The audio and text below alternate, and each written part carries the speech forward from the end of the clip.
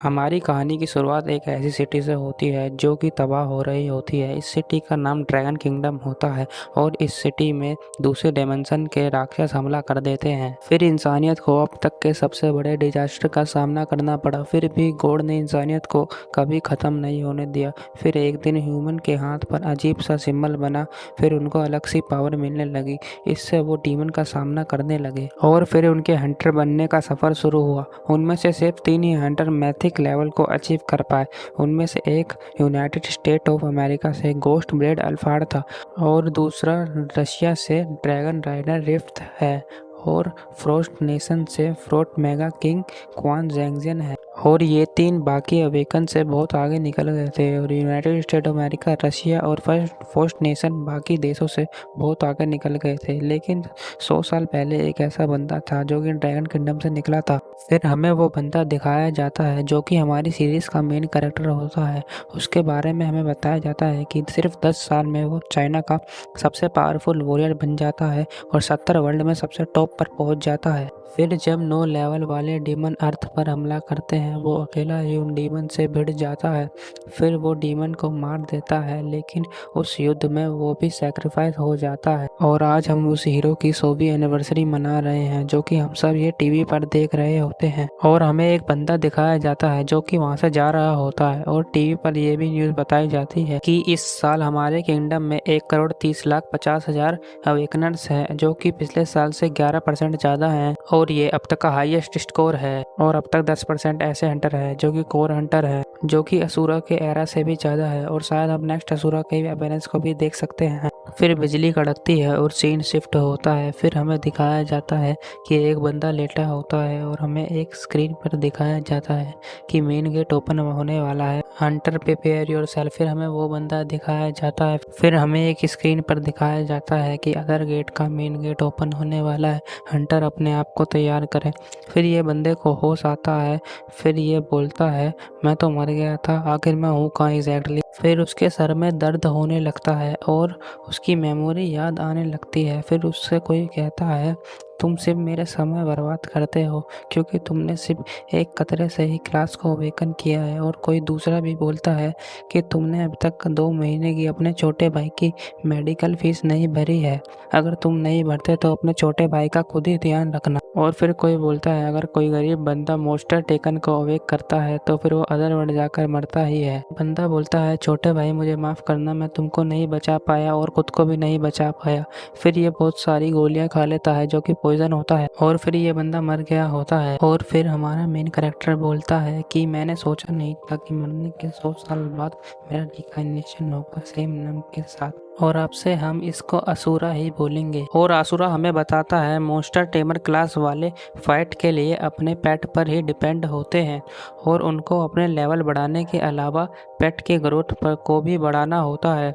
और अगर वो किसी पावरफुल पेट को टेमर करते हैं तो उनको एक नेशन के जितना पावरफुल और रिच होना होता है। और एक ऑर्डिनरी पर्सन के लिए मोस्टर टेमर अमेरिकन बहुत ही बुरी खबर होगी। और एक बेकार जांग जो कि अपनी लाइफ में हार गया और खुद को मार लिया। और असुरा अपने बॉडी के पहले ओनर की फोटो देखता है और बोलता है, एक समय मैं पूरे ड्रैगन किंगडम में सबसे स्ट्रॉन्ग था और अब तुम्हारी बॉडी भी मेरी है, तो मैं एक बार फिर से अपना जीवन जीऊँगा और पूरे किंगडम में सबसे ताकतवर बनूंगा। फिर वो अपना कोट पहनता है और रेडी हो जाता है। और फिर असुरा बोलता है कि मैंने तुम्हारी बॉडी ली है तो मैं तुम्हारी जिम्मेदारी भी उठाऊंगा और इस अदर वर्ल्ड पर कॉन्कर करूंगा।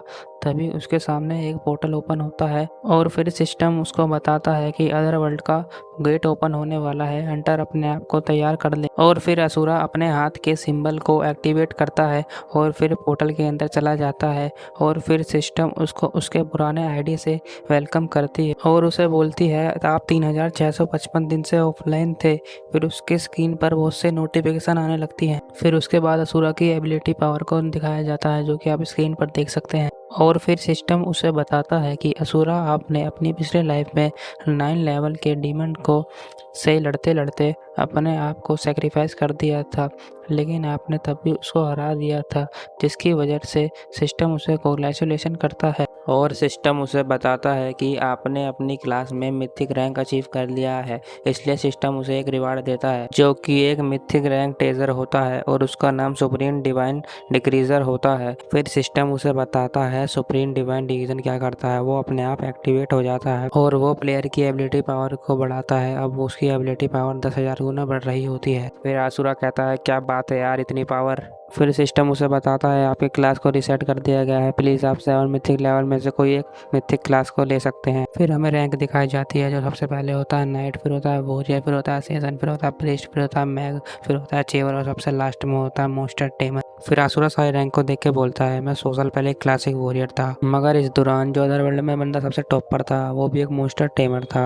लेकिन इसमें सिर्फ एक ही इशू है कि अगर मोस्टर टेमर जो होता है वो अपने आप को और अपने मोस्टर को भी साथ में ग्रो करना होता है। इसमें बहुत सारी एबिलिटी पावर की जरूरत होती है। हालांकि मेरा रिकाइनेशन हुआ है मगर मेरे पास बिलियन एबिलिटी पावर है तो मेरी पहली प्रायोरिटी मोस्टर टेमर ही होगी। फिर सिस्टम उससे बधाई देती है मोस्टर टेमर क्लास को चूज करने के लिए। फिर उसके बाद उसकी बॉडी में उसकी क्लास जब घुसती है तो उसका लेवल अप हो जाता है और उसमें बहुत सारी एनर्जी आती है। फिर हमें बताया जाता है कि एक ऑर्डिनरी ह्यूमन के पेट इतने इंटेलिजेंट नहीं होते बल्कि उसे एक रिवॉर्ड के रूप में मिला जाता है, जिसके रूप उनका कैरेक्टर डेवलपमेंट करना बहुत मुश्किल हो जाता है। फिर आसुरा कहता है मुझे उम्मीद नहीं थी एक मॉन्स्टर टेमर अपने पेट के अलावा दूसरे मॉन्स्टर को भी टेम कर सकता है और मैंने अपनी पिछली लाइफ में 70 वर्ल्ड पार करके चाइना में सबसे टॉप पर आ गया था और मैं इस लाइफ में मिथिकल रैंक से स्टार्ट कर रहा हूँ, तो ना मुझे सिर्फ चाइना पूरे वर्ल्ड पे कॉन्करर करना है। फिर आसुरा हमें एक पोर्टल से निकलता हुआ दिखाई दिया जाता है और सिस्टम उसे बताती है आपका दूसरी दुनिया में स्वागत है और आपको दूसरी दुनिया के सेफ जोन में भेजा जा रहा है। इस जोन में आपको फाइट करना मना है। और सिस्टम असुरा से बोलता है कि आप अपनी पिछली आईडी से अपना नाम रखने वाले हैं कि कुछ और करने वाले हैं। और फिर असुरा बोलता है नहीं, मैं अपना पिछली लाइफ और असुरा नाम को पीछे ही छोड़ना चाहता हूँ और फिर से नई शुरुआत करना चाहता हूँ, इसलिए मेरा नाम तुम जीरो रखो। फिर उसके बाद हमें पहली बार उस वर्ल्ड को दिखाया जाता है और वो विलेज में होता है और उस विलेज का नाम डूम्सडे विलेज होता है। फिर उसके बाद आसुरा उस विलेज में आ जाता है और हमें दिखाया जाता है कि वहाँ पे बहुत सारे लोग हैं। फिर उसके बाद एक वहाँ पे लड़की होती है, वो बोलती है मुझे तो ये जगह एकदम रियलिटी की तरह लग रही है, यहाँ पे कितनी शांति है। फिर उनमें से एक लड़का बोलता है मैंने तो सोचा था यहाँ पे अदर वर्ल्ड में बहुत से मॉन्स्टर होंगे लेकिन यहाँ पे तो कोई भी मॉन्स्टर नहीं है। फिर वहाँ पे एक दूसरा लड़का होता है और वो बोलता है भाई ढक्कन हो, ये जगह सेफ जोन है, यहाँ पे मॉन्स्टर नहीं होंगे, अगर तुम्हें मॉन्स्टर से लड़ना है तो सेफ जोन से बाहर जाना होगा। और वहाँ पे बहुत से लोग होते हैं, कोई टीम बनाना चाह रहा होता है तो कोई कुछ खरीदना चाह रहा होता है। इसी तरह वहाँ पे बहुत हल्ला मचा रहे होते हैं सब लोग। फिर सिस्टम असुरा को नया मिशन देती है और बोलती है जब अर्थ पर डार्कनेस छा गया था तो सब सोए हुए मॉन्स्टर फिर से अर्थ पर आके हाहाकार मचाने लग गए थे और आपको सोल सेवर के रूप में मॉन्स्टर को मारना है और अपना मिशन कंप्लीट करना है। और आपको 2 मिशन दिए जाते हैं। पहला मिशन आपको इस वर्ल्ड में 1000 मॉन्स्टर को मारना है और दूसरा मिशन आपको मॉन्स्टर को मार 10 सिल्वर कॉइन कलेक्ट करना है। फिर आसुरा कहता है इस वर्ल्ड का लेआउट नहीं बदला और किसी मिस्टेक होने से पहले मुझे कुछ वेपन खरीद लेने चाहिए। फिर हमें एक दुकान दिखाई जाती है जहाँ पर बहुत सारी भीड़ लगी होती है। फिर दुकान का ओनर उससे बोलता है आपको क्या चाहिए। फिर आसुरा मन में ही बोलता है ये तो बड़ी छोटी दुकान है, यहाँ पर तो बस बेसिक वेपन ही मिलेंगे। फिर शॉप ओनर बोलता है ये तो बस बाहर का माल है, असली माल तो अंदर है, उसके लिए पैसे लगेंगे। फिर आसुरा एक सोने के सिक्कों से भरा हुआ बैग उसकी तरफ फेंक देता है और बोलता है मुझे एक 1 स्टार मैजिक स्टाफ चाहिए। फिर शॉप के आसपास वाले चौक जाते हैं और उनमें से बोलता है एक न्यूबी ने 100 कॉइन ऐसे ही फेंक दिए। फिर उनमें से एक दूसरा बंदा बोलता है इससे तो बड़े कवच का सेट ही ले लेते। फिर आसुरा उनसे बोलता है एडवाइस के लिए शुक्रिया। फिर वहाँ से वो चला जाता है। फिर उनमें से एक लड़की बोलती है एक 1 स्टार वाले वेपन को भी रिफाइन किया जा सकता है, फिर उसका पावर अटैक बढ़ सकता है। फिर उनमें से एक बंदा कहता है इसके लिए बहुत सी एबिलिटी पावर लगेगी और इसके लिए बहुत से मॉन्स्टर को मारना पड़ेगा, इसके लिए एक नए बंदे के लिए बहुत मुश्किल है। फिर वहाँ पे बहुत से लोग बोल रहे होते हैं इनने एक वेपन में अपने पूरे पैसे खर्च कर दिए, ये बच्चा आगे जाकर बहुत सफर करने वाला है। फिर हमें असुरा दिखाया जाता है और बोलता है एक नॉर्मल हंटर के लिए 1 स्टार वेपन को आगे बढ़ाना बहुत ही मुश्किल होता है लेकिन मेरे पास बहुत सी एबिलिटी पावर है। फिर असुरा के चेहरे पे हल्की सी स्माइल होती है और फिर हम देखते हैं वो अपनी सारी एबिलिटी पावर को उस मैजिक स्टाफ के अंदर डाल रहा होता है। फिर सिस्टम उससे बोलता है अगर आप अपनी सारी एबिलिटी पावर को इसके अंदर ऐसे डालते रहेंगे तो वो 10x स्पीड से खत्म होती रहेगी। फिर आसुरा कहता है मुझे कोई फर्क नहीं पड़ता, तुम बस इसे डालते रहो।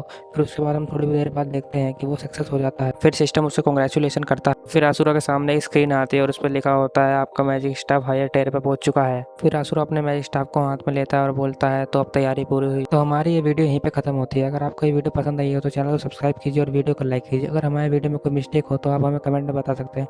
Thank you for watching.